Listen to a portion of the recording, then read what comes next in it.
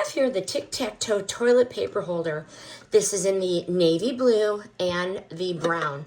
Kind of looks like a mess right now, but I caution you, it's not. Okay, so I assembled these 3 X's, and it's just that simple.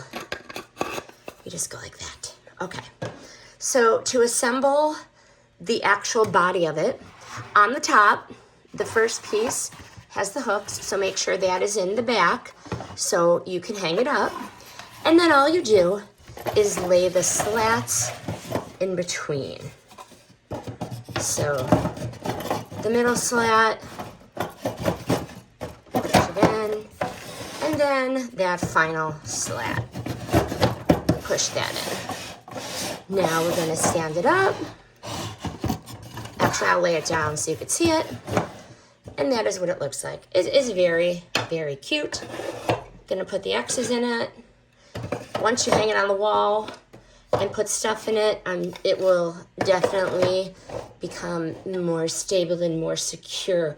Fun and unique right out of the box. I love it. It's so cute. And I like the blue and brown combo. It's gonna go great in my lake house powder room. I don't want to do a full remodel yet, so I'm looking for some fun, cool pieces. And this would definitely fit the bill. I like the tic-tac-toe design, lightweight and easy to build. What I love, conversation starter. When I saw it, everybody is gonna love it. Really, everybody's gonna love it. I like the fact that it's also shelving. So I'll do like maybe a toilet paper roll, a plant, and a sign.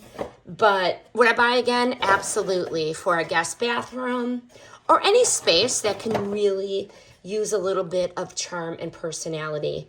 But this is more than a toilet paper holder. It's a real playful decorative piece that's actually gonna make the bathroom more fun. And I'm gonna show you the finished product. Here is the finished product.